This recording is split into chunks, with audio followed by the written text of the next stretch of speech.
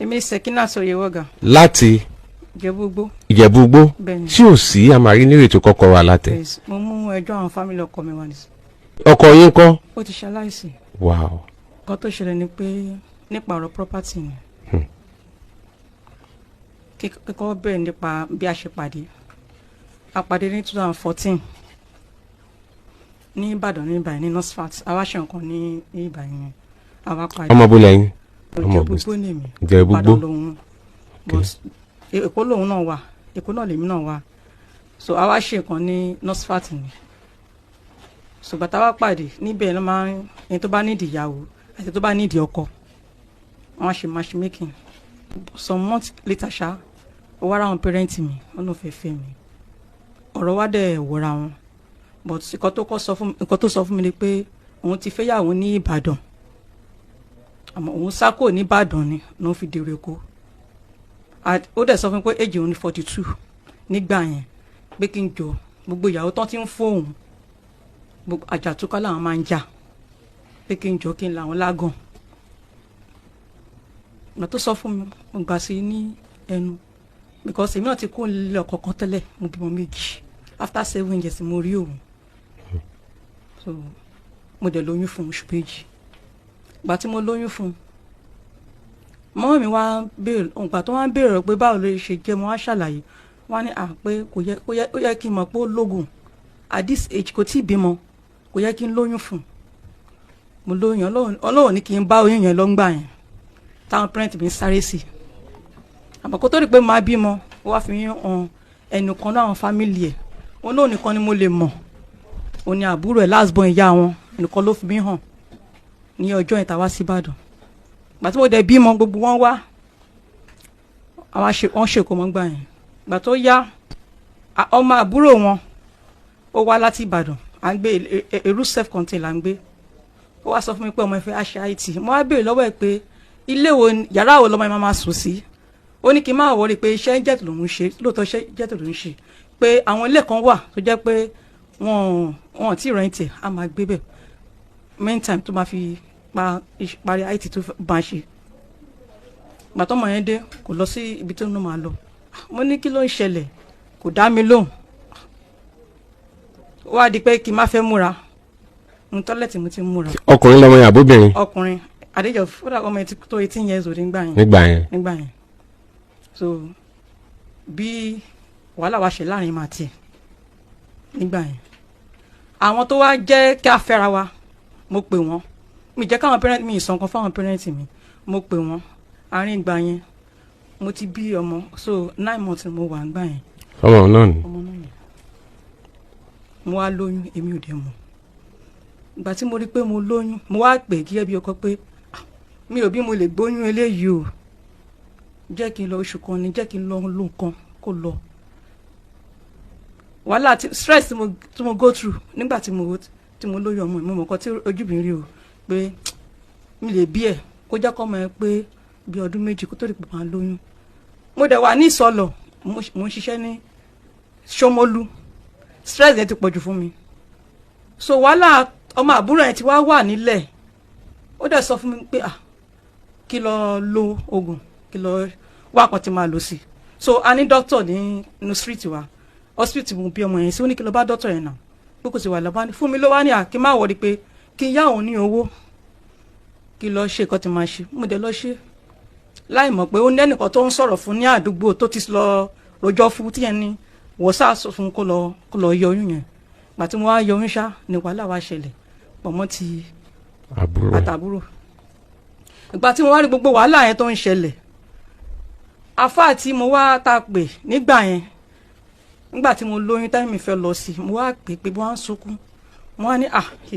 ìlọ́kọ ẹlẹ́kejì mo máa wá yìí mo máa ti fẹ́ kúrò ń bẹ́ẹ̀ àwọn tó wá parí ìjà ó ń sọ fún wa pé tóun bá lọ sí Ìbàdàn kan táwọn ti Ìbàdàn bá sọ ní abẹ́gẹ́ o ẹjọ́ bá mi ṣe é sí àlè lórí ẹ ṣàánú mi ẹjọ́ tó má jẹ́ kí n kó lé ọkọ ẹlẹ́kejì ọ́fíìsì mo ti ṣe transaction yẹn máa ní kí máa ẹ̀ send azaz mi pé kí tẹ̀ transfer owó sí kó bá mi ṣe pé yàtí kó jọ tó ọ lọ nǹkan tó bá sọ nìbàdàn kó má gbọ́ rárá nǹkan tí mo ṣe ni so mi ò wá mọ̀ pé ọmọkùnrin yẹn mi ò lọ́ọ̀kì fóònù mi mọ̀ kan tó wá débi fóònù mi bó ṣe lọ gbé fún bàbá ọmọ yìí nìyẹn orúkọ ìyá ti tèmi mo fi síbẹ̀ orúkọ tèmi mo fi síbẹ̀ orúkọ ti tèmi mo fi síbẹ̀ orúkọ ti ìyá ti tiẹ̀ mo fi síbẹ̀ kọ́ fi jẹ́ sí yàrá wọ́n ṣàánú mi kọ́ tó ṣẹlẹ̀ nìyẹn ló bá di pé òun máa lọ sí court bó ṣe lọ nìyẹn àwọn èèyàn bá sọ̀rọ̀ kò dáhùn so ìgbà tó dọ̀rọ̀ court wọ́n wá wo pépà yẹn wà mí báyìí wọ́n á béèrè lọ́wọ́ ẹ̀ pé bọ̀kan tó yìí ṣẹlẹ̀ yìí kò tí ì tó kò kọ ọmọbìnrin sílẹ̀ at this age customary court tó wà Agége aṣáà ń parapara for odidi 4 months wọ́n fi ń bá a sọ̀rọ̀ kó gbà làwọn olókè tó bá jẹ́ bẹ́ẹ̀ gbalé fún ọmọbìnrin yìí kò fún ní $160,000 kó gbalé fún 9 months lọmọ yẹn ṣì wà tó bá dé kọ́ ọmọ yẹn má gbé ní ọ̀dọ̀ ẹ̀ 9 months lọmọ yẹn ṣì wà láàrin gbogbo ìgbà yẹn ó ti kẹ́rù mi lọ sọ́dọ̀ parent mi èmi ò kó ònú lé yẹn ó ti toilet ó ti kitchen ó wá ní woman kan tó wà ní òkè ọ̀dọ̀ wa muslim alájà ni wọ́n á lọ bá ọ̀dọ̀ máa ti gbé jẹun wọ́n á dó sọ́dọ̀ ó dẹ̀ ti kẹ́rù mi lọ ẹrù ọmọ kékeré ìdíkọ́ ló ṣì wà ní inú ilé àbúrò wọn tí mo wá ń sọ̀rọ̀ ẹnìkan tí mo mọ̀ nínú fámìlì wọn ìyẹn wá lálẹ́ ẹjọ́ yẹn pẹ̀lú ẹ̀gbọ́n wọn bọ́mí rẹ̀ ẹ̀gbọ́n wọn rí ọ̀dọ̀ woman yẹn mo wà lókè ọmọ wa wà nílé mọ̀ yẹn kí n mú sáré bọ́lẹ̀ ariwo ni mo gbọ́ wọn sáré bọ́lẹ̀ wọn á wọ nílé mo kí wọn kò pẹ́ náà bí bàbá ọmọ ẹ ṣe wọlé nìyẹn pẹ̀lú àbúrò ọmọ àbúrò ẹ̀ ó kàn dá pure water sí mi lára ni bá ní wáyé tó fi dán mi sí mi lára pé orí omi burúkú ló ń dà sí mi lára the next thing mi ò mọ̀ kọ́ tí mò ń ṣe mọ́ mo bẹ̀rẹ̀ sí ní kó gbẹ́rù ọmọ mi mo páàkì ẹ̀rọ ọmọ mi pàtó ìdíjọ́ kejì mo dẹ̀ rí pé mo kàn kẹ́rù ni mo lọ sọ́dọ̀ àwọn pẹ́rẹ́ǹtì mi nǹkan tí mo rí nìyẹn so ìgbà tó dẹ̀ àárín ìgbà náà là ń lọ court kò gbalé kò ṣe kankan kò sanwó oúnjẹ ọmọ ńgbà yẹn ìgbà tó yá mo wá pe ẹnìkan nínú níbẹ̀ pé bàbá ló ń ṣe lọ́wọ́ ní tí ò bá ti ṣe ẹ̀kọ́ tó yẹ kí wọ́n ṣe kí n wá sí court registrar court tó wà ní Agége kí n wá kó máa jẹ́lẹ̀ ni mo wá gbọ́ yẹn mo ní Ọlọ́run wọn ní jẹ́lẹ̀ mo go on with my life ìgbà tó yá ó bẹ̀rẹ̀ sí ní sanwó oúnjẹ ọmọ ẹ̀ ọkàn dédé pè mí pé ó kú ni ó tó dìgbà yẹn ó ní school tí kí n fi sí NASFAT lóòótọ́ ó ló sanwó ìgbà tó yá ó di pé kí n mọ ọmọ wa lọ́dún léyà èmi fúnra mi máa sọ pé ọmọ ẹ̀ ń bọ̀ wá lọ́lùdé bọ́ ọdún léyà yẹn kò kí n ráyè lọ sọ́dẹ̀ bọ́ ọdún àwẹ̀ àti normal olùdé tó máa ń gbà ní tọ́tà mo máa mú ọmọ ẹ lọ fún ara mi màá ní ká ọmọ mi kankan mú un lọ èmi máa ń pè kò ṣe pé òun ló máa sọ pé kí n mọ ọmọ wa torí ọmọ ẹ̀ ò ní fádà lílọ fádà ìgbà tí mo ti mú kó lọ́dọ̀ ẹ̀ so ìgbà tó dẹ̀ yá tó di pé àwọn fámìlì kan bílẹ̀ pé yẹn àwọn ò rọ́ ọmọ lọ́dún léyà kìnnìkan ó di pé òun ò ní sanwó transport ọmọ torí pé ibi tèmi ń gbé ní Kòròdú ó jìnnà sí school transport òun ló máa ń sanwó gbẹ̀ngbà tó yá kò sanwó mọ́ wọ́n kàn déédéé pè mí pé ó ṣaláìsí ni ó wà nílé fún 4 days wọ́n kàn déédéé pè mí pé ó ṣaláìsí òkú ẹ̀ ń rùn nílé náà fi mọ̀ pé èèyàn ti kú. wow ẹ gbọ́ pé sàárẹ̀ rárá. mi ò gbọ́ o. ẹ kàn gbọ́ pé ó kú ni àwọn fámìlì ẹ̀kọ́ ló tiẹ̀ pè mí ẹni tájọ fẹ́ra Mr. Bashir ló pè mí pé àyà ní mọ́tà kí ló ń ṣẹlẹ̀ mo ní kò sí kankan ṣùgbọ́n pé bàbá ní mọ́tà láìpẹ́ bí mo ṣe kígbe nìyẹn. ẹni tẹ́jọ fẹ́ra. ẹni tí tó mọ bá ṣe fẹ́ra ní NASFAT Mr. Bashir òun ló pè mo ní báwo lẹ́yìn ṣe gbọ́ ó lẹ́nìkan ló sọ fóun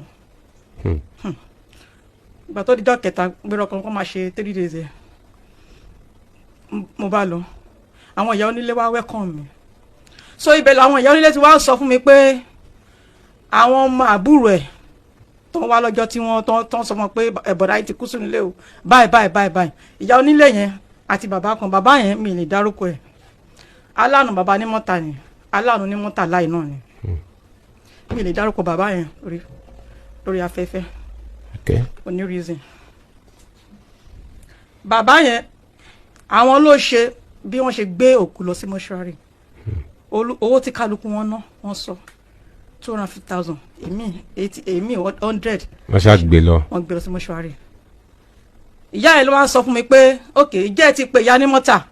wọ́n ní ẹ̀gbọ́n àwọn sọ pé òun kọ́ lòun bí ní mọ́tà pé ọmọ yẹn ò jọ òun nǹkan tí ìyá yẹn sọ fún mi nìyẹn